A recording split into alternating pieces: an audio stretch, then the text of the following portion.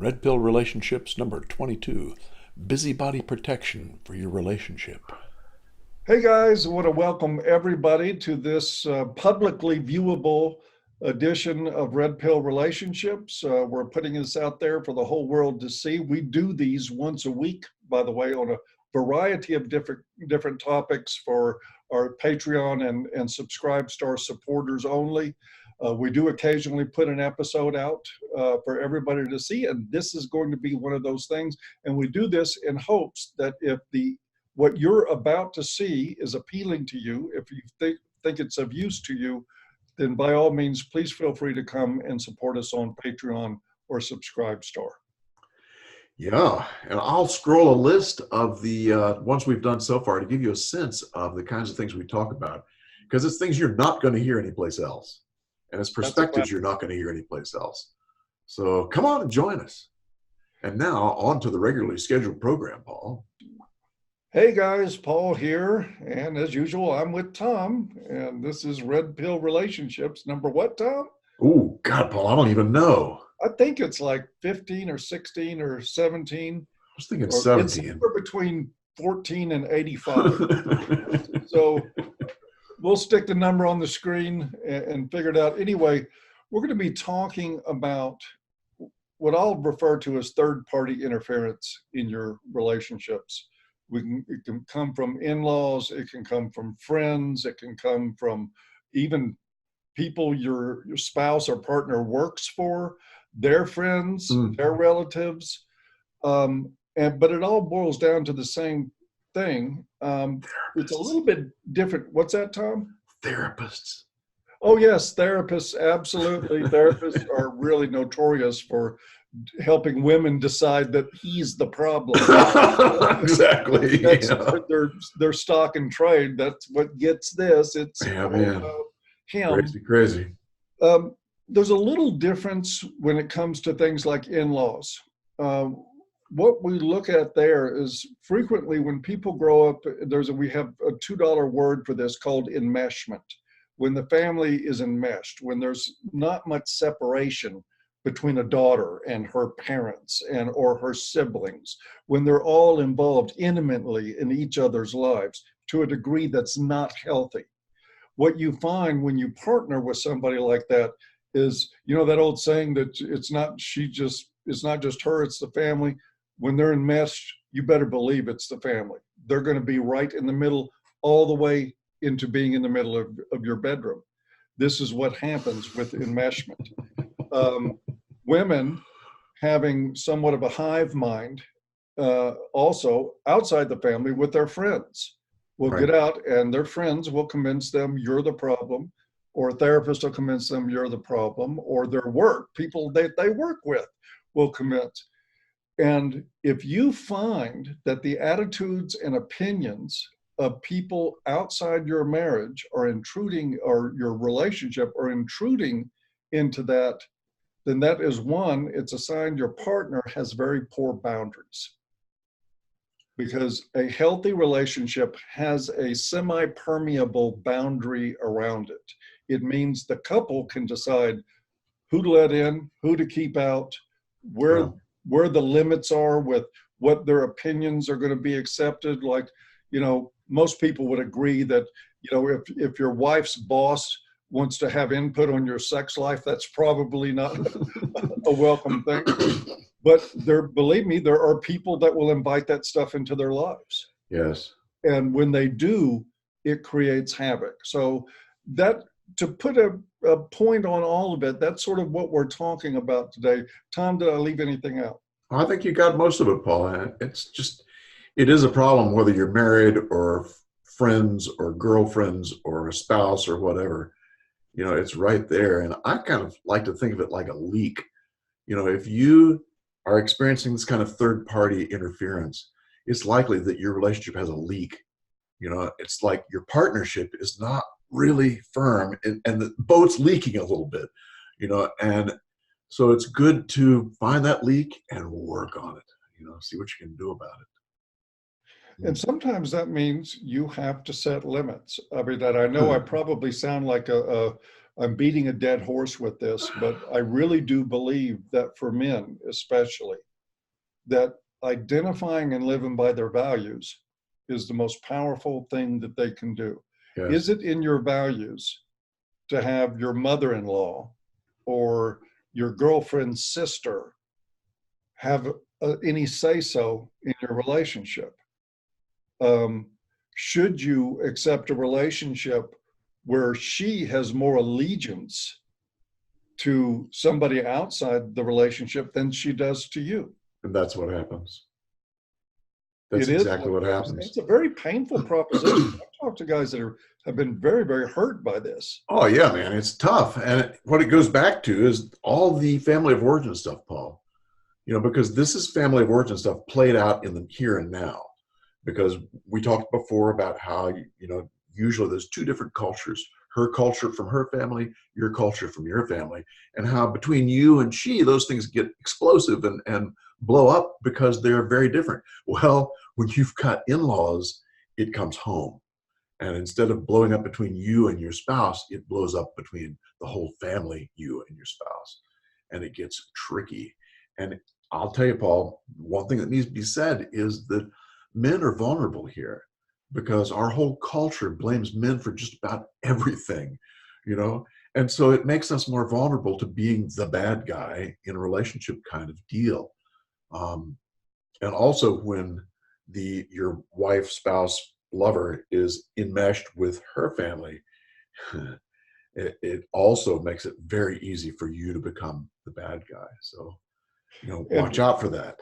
Let's not neglect also your family of origin. You may have come from an enmeshed family. You may have come from an environment where it seemed perfectly normal to not have boundaries, and perfectly normal. One of the, you know, the steadfast dysfunctional rules in many families is if mama ain't happy, nobody's happy. In other words, everybody is pleasing mama, and if they don't, there's going to be hell to pay. Yes, it's emotional they'll make terrorism. You pay. And if you're used to that growing up, that there's hell to pay if mama ain't happy, and it really doesn't matter why she's unhappy, if it's her fault or not, you know, people have to fix this for her, you're going to be prone to instinctively want to fix everything that's wrong, even if you're arguing with your wife and your mother-in-law and your father-in-law and your brother-in-law and your sister-in-law, or all these extended family members coming into the picture. You can find yourself in a role of trying to placate that when what you should be doing is saying, hell no, we're not going this direction. Right. I didn't marry you people. Stay out of my life. And how do you go about saying no, Paul? I think that's one critical piece that's really we need to talk about. Well, I think everybody has to find their comfort level with how to say no, Tom. But the fact is, it needs to be said. I think that there is probably more productive ways than fuck you all, I hope you die.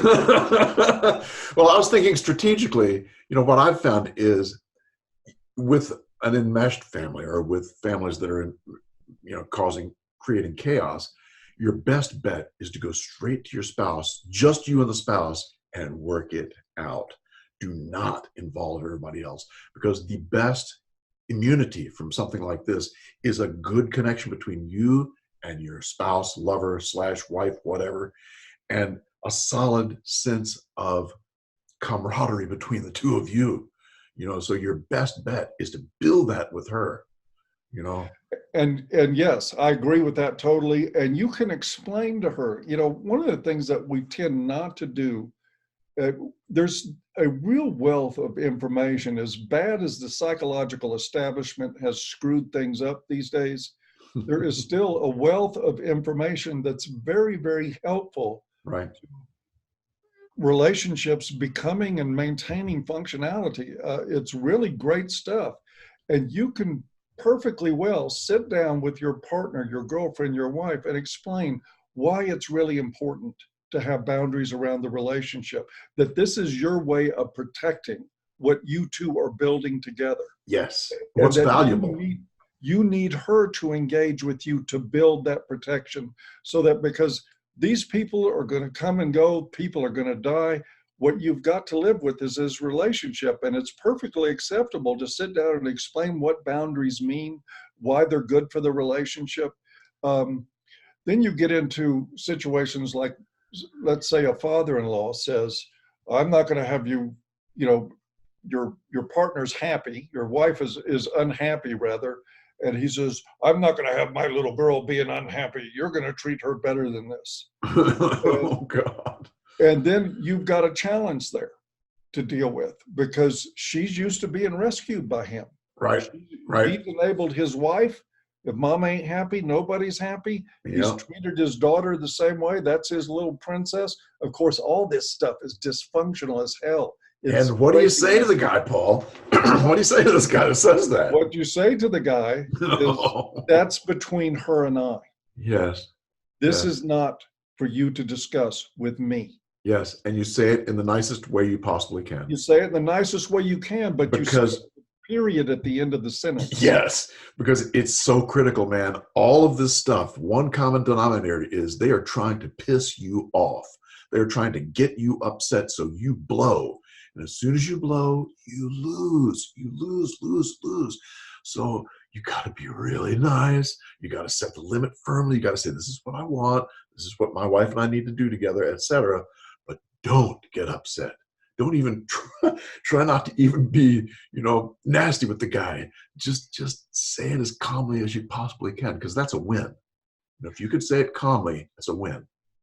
Which reminds me why I'm so glad we have Tom Golden here with Paul Elam, because we get the reminders of how important that stuff is that you're cool through anything we've discussed on any of these programs, no matter what it is. Your cool is your best ally. Yes. 100% will work for you every time, and blowing up will never work for you. Especially for men. No. Women are given a little bit of a leeway there. She's just upset. Not for guys. That's bullshit, but that is the way of the world. Yep, that's gynocentrism. So we encourage you, stay cool through this. And it's the same thing with your wife. You can sit her down, and when I say wife, so I don't have to say wife/girlfriend/significant other, I'm just going to say wife for this discussion.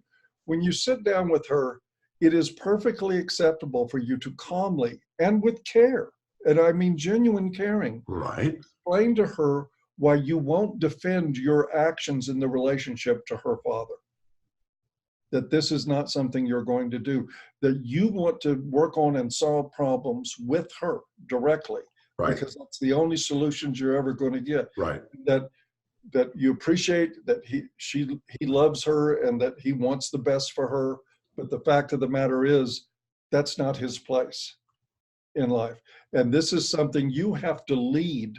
We talked a few times about masculinity in relationships, and that for me is an issue. Men need to lead in their relationships in many times, because you can't depend, sorry, I'm going to get in trouble. You can't depend on women to lead in a relationship. They're not cut out for that for the most part.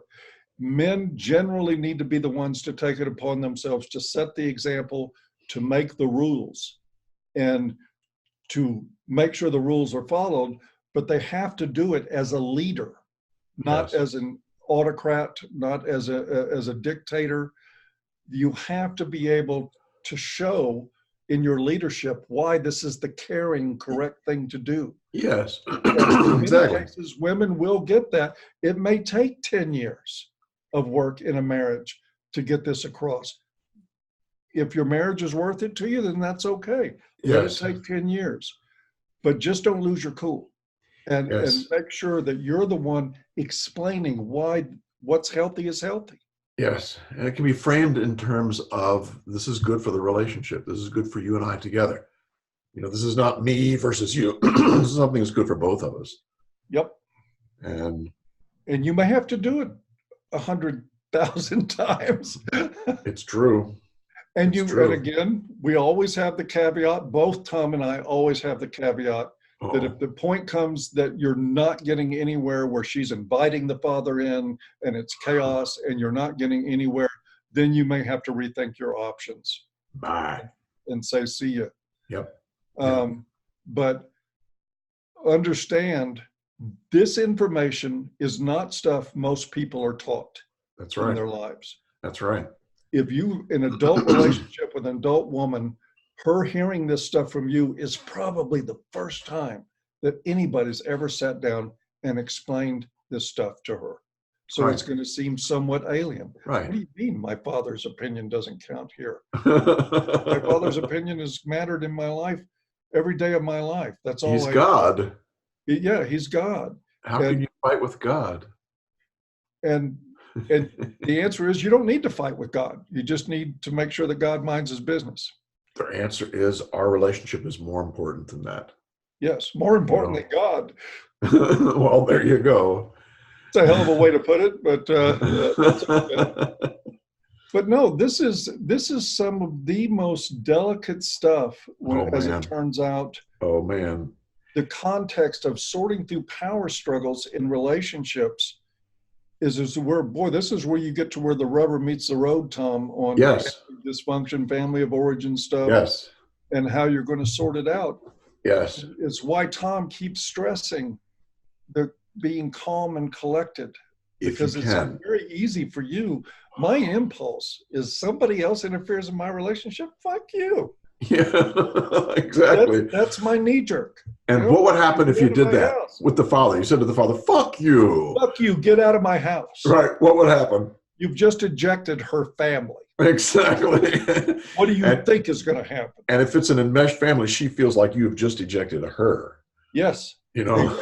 And in a sense, you have. Oh, baby. You have to be the one representing solutions. That's a good way to look at it. He's looking for maintaining his control over his daughter's life. Right. She's looking for dad to maintain that control. They're colluding. Yes. For lack of a better word. It's true. Against you in that. So it's natural to say, well, fuck this and fuck him, get out of my house. Exactly. I don't want you around here, which is a guaranteed failure for your marriage. Guaranteed. Yep. And so the thing to do in that is for you to represent solutions, to let everybody know in a caring way, look, this is what married couples go through. This is what happens. We have struggles, but what we're going to assert here is that there's a boundary around this relationship. Yes. And we want you involved. We want you connected. Yes.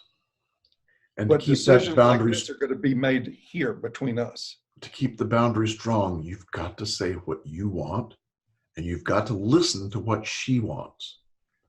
You know, and it'd be good for her to be able to hear what you want and to be able to listen to what you're saying also at the same time she's saying what she wants. That's a partnership. That's the way a partnership works, right? I'd say that's pretty essential. Yeah, it is. It is. But most people do not have that, Paul. They've never really even experienced the idea that psychologically you can connect with someone and build up a sense of togetherness, a sense of unity that can play out and make things easier. You know, you can ask her, what would make this easier for you? And that's after you say, what would make it easier for yourself, you know? But ask her, what would make this easier? When we visit with your family, it's tough sometimes. What would make it easier? And just get that discussion going, you know, and you can come up with some creative things. That way she knows that you care about her because, you know, she's fearing that you don't give a shit if you just told her father to fuck off. You know, he doesn't care about me because she's enmeshed. She's thinking you don't care about the father. So it must be that you don't care about her either. So after all, why would you undermine the most supportive man in her life? He's cared for me ever since I was born. Yep. And if you don't honor, I mean, the connection between them may not be healthy, but if you don't honor the intensity of that connection, you're miscalculating. And you probably saw it a long time ago. This is not something new. And so, you know, you just need to find creative ways to deal with it so that you and she can have a partnership. Yeah, long about the time you figured out that daddy had to approve of you before she could have a relationship with That's you. one tip off. There's one real tip off right there. It's something you might want to be painted. And then there you are 3 years later saying, with daddy interfering, you're saying, God, how did this happen? Come on now. You know, sometimes these situations are fairly easy to be able to deal with. You know, if you can really hear what she says and she can hear what you say. You know, Paul, I've seen situations before which were just blowing up in people's faces that boiled down to one spouse was really introverted, one spouse was extroverted. And the extroverted spouse expected the introverted spouse to be a part of the family, be a part of the celebration at Christmas, be there for this and for that.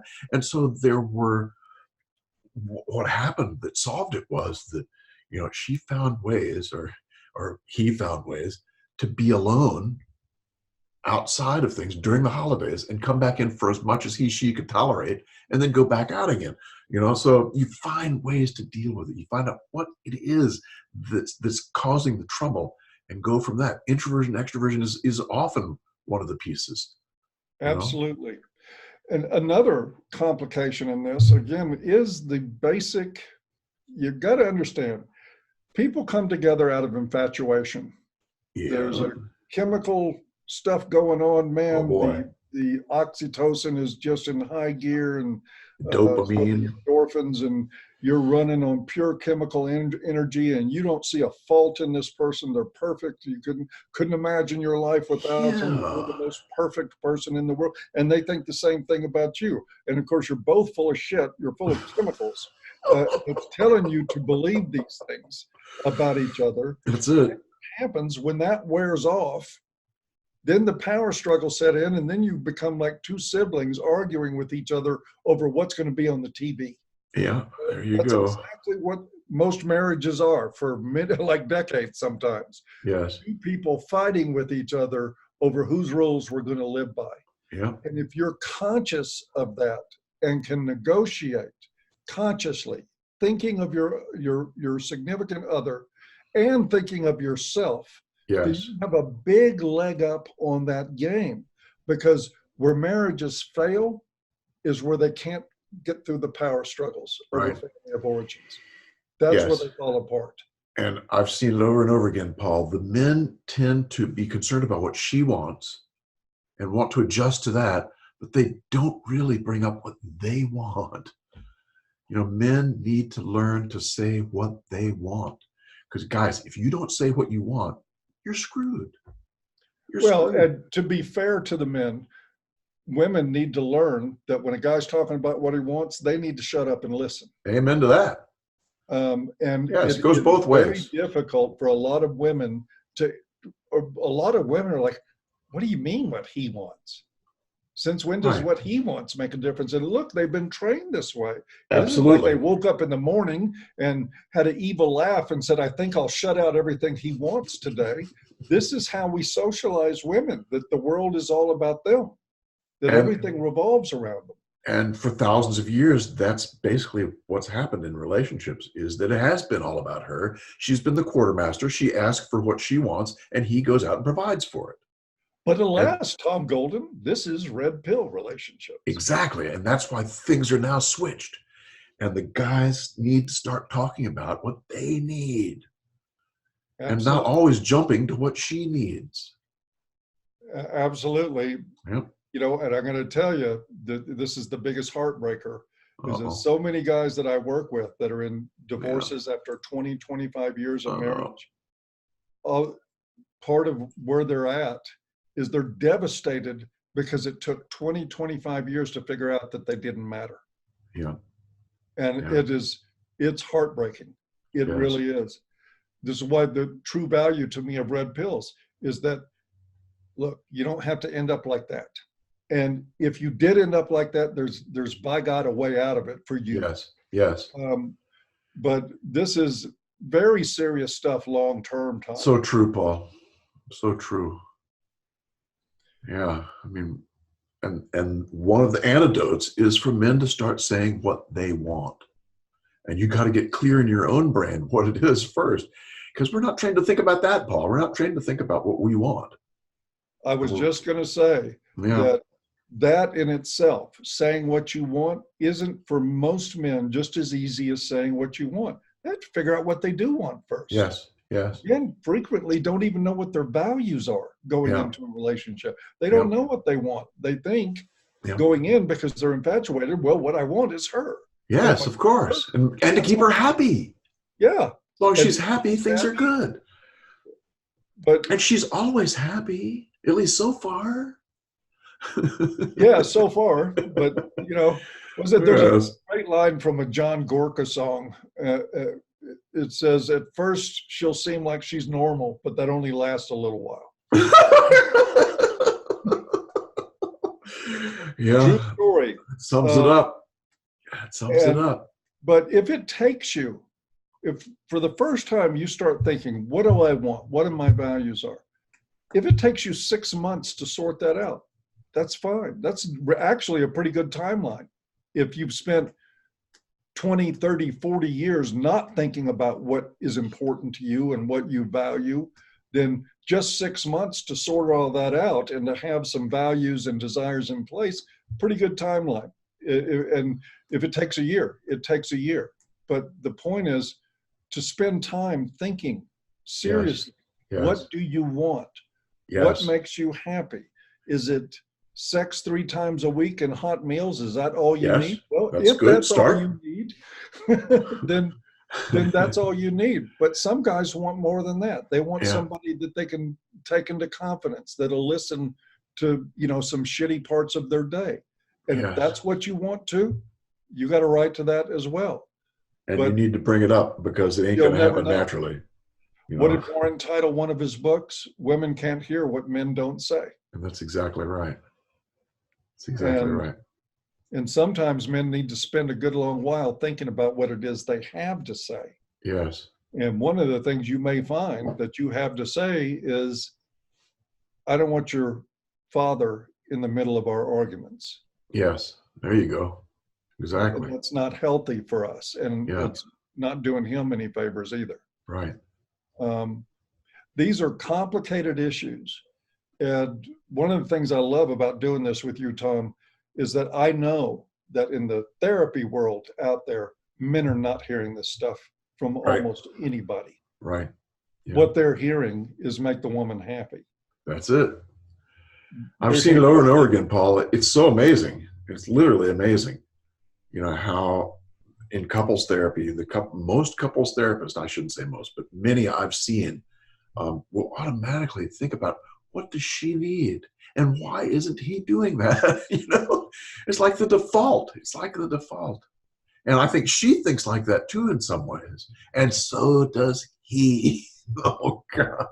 I would assert that 9 out of 10 women that go into couples counseling do so with the idea that the therapist is going to be on their side to fix Oh, boy. Oh, and man. they're almost always right. Yeah, I tell you what, I've run into quite a few very angry women in couples therapy who would scream and yell at me. How could you do that? How could you say that? La, la, la, la, la. That's the truth, you know? I've had them get up and walk out of the office. Yeah. Hey, oh, well. And so it goes. And so it goes. And believe me, in a counseling session, it's not like I'm beating them over the head with the truth. Right, right. I'm being very kind and diplomatic, but explaining, oh, by the way, you know, he has needs too. Yes. Can you see his side? Can you see his side of the story? And it's as simple as that. Never. Well, yeah.